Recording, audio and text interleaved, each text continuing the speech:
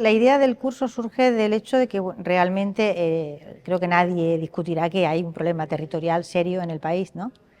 Y que normalmente se tiende a discutir sobre él desde un punto de vista político, muy en el presentismo y sin atender, digamos, a una trayectoria histórica que tiene mucha más complejidad, pero que al mismo tiempo puede servir para que se entienda mejor lo que está ocurriendo en el presente. Y el problema se posiciona normalmente entre la derecha y la izquierda, arrastrando cualquier punto de vista hacia uno de estos polos e impidiendo en líneas generales una comprensión mucho más uniforme. O sea, la idea que en el curso se propone, por resumir mucho, es que esto es un problema transversal, no es un problema de la derecha y no es un problema de la izquierda, sino que es un problema mucho más profundo, si quieres, y que tiene ramificaciones en ambos lados, y el colocarlo en ese eje de coordenadas no contribuye más que a no ver cuál es realmente la raíz del problema y qué trayectoria tiene. Luego se podrá solucionar o no, pero en primer lugar colocarlo, digamos, en otro terreno de juego que permite una comprensión diferente, ¿no? Esto se puede afrontar desde varios ángulos. Yo voy a proponer un par de ángulos de estudio con mis ponentes, ¿no?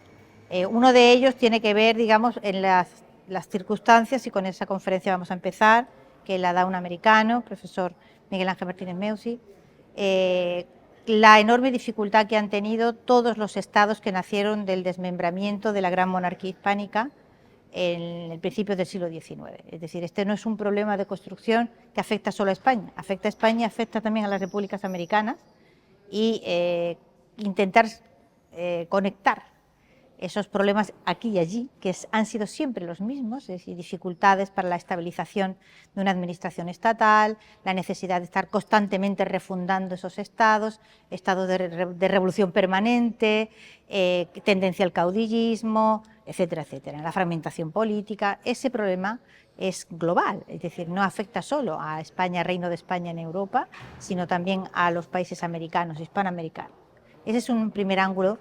Y el segundo tiene que ver ya con el desarrollo, ya a lo largo del XIX, de cómo se procedió a la construcción de esos estados nacionales, viendo la dificultad fundamental que ha sido el establecimiento de regímenes constitucionales. Es decir, las tendencias centrífugas han sido, por distintas razones que vamos a intentar analizar, tan fuertes aquí como allí, tan fuertes que realmente han impedido que haya un Estado, un solo Estado, que pueda decir que haya tenido una continuidad política en cuanto a sus estructuras a lo largo del tiempo, que haya durado más de 50 años o poco más. Quiero decir que en experiencia democrática, ¿no? Ha habido pseudodemocráticas, o bueno, el PRI, por ejemplo, en el caso mexicano, se mantuvo en el poder mucho tiempo, pero decir que ese régimen era democrático, pues es arriesgado, ¿no? Es decir, hemos tenido experiencias de gobiernos largos, pero de gobiernos largos en forma de regímenes constitucionales parlamentarios que se sostengan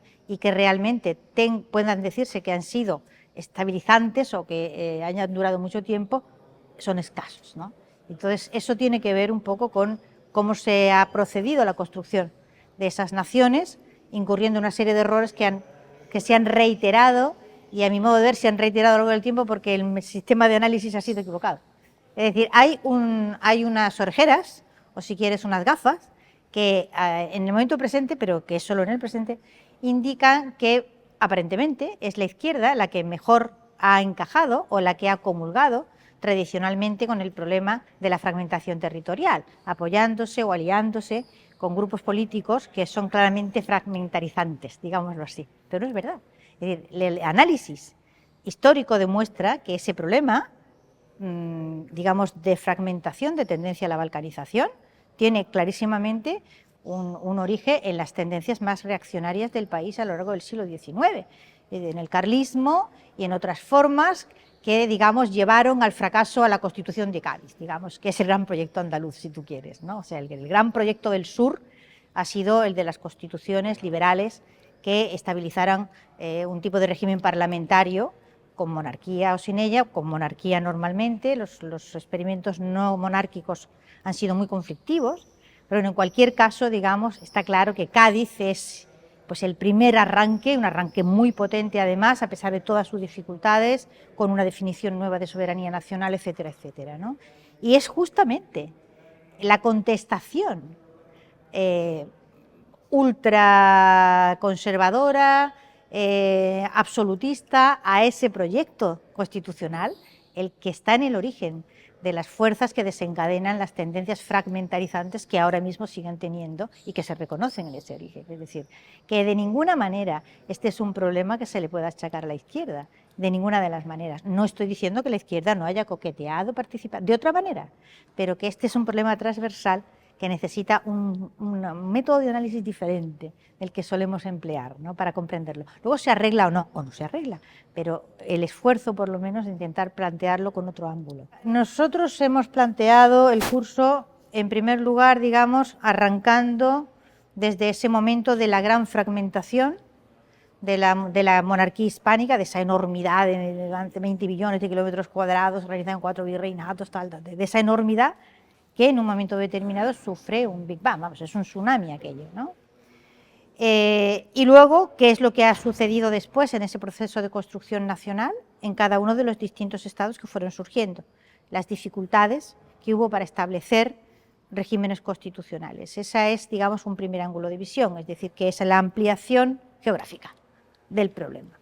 Después, una visión histórica a lo largo del tiempo, que nos va a llevar hasta la última, o sea, hemos empezado ahí, vamos a atravesar el siglo XIX, el siglo XX con toda su enorme conflictividad política, especialmente durante el periodo, digamos, de la Guerra Fría, y cómo eso repercute o tapa de alguna manera un problema de fondo que reaparece de una manera muy virulenta cuando esa situación internacional de Guerra Fría se apacigua, ya no ocupa todo el territorio disponible en cuanto a visibilidad de opinión pública, y nos encontramos con que desde el 90 abiertamente hay, no solo en España, sino en otros países también hispanoamericanos, entidades políticas y planteamientos políticos y partidos políticos que desafían la idea de la unidad territorial. Y hasta aquí vamos a llegar, es decir, vamos a llegar hasta los últimos 20 años.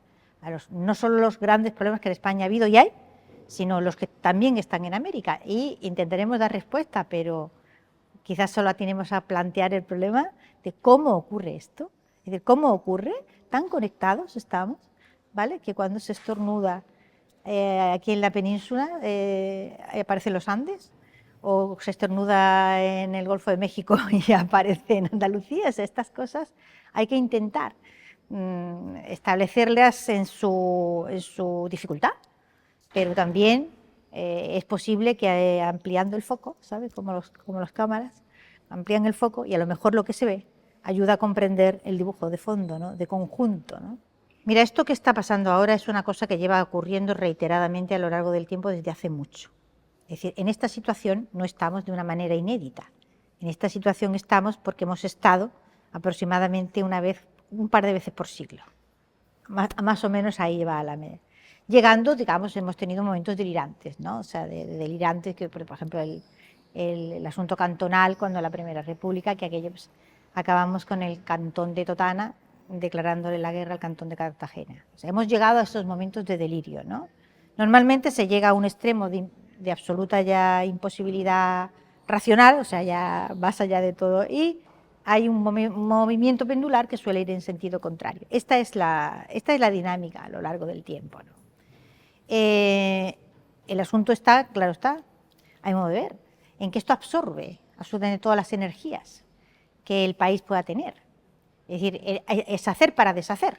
Es como el velo de Penélope, ¿no? Lo que de día de hago, por la noche lo deshago, y de ahí no se puede salir si no se encuentra una manera de tirar por la calle de medio, en el sentido de que esto tiene solución, o sea, esto tiene mucha solución.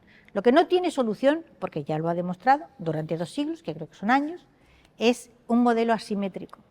El modelo asimétrico está condenado a ir una y otra vez al fracaso, generando una serie de conflictos internos que terminamos pagándolos todos. Y entonces hay maneras democráticas de enfrentarse a ese problema, es decir, ¿por qué no se puede? Digamos, abiertamente, políticamente, es que los que van a sufrir el régimen asimétrico están de acuerdo en ese régimen asimétrico. Lo que tú no puedes es colocar esa pregunta en la pregunta de ¿quiere usted una democracia o no la quiere?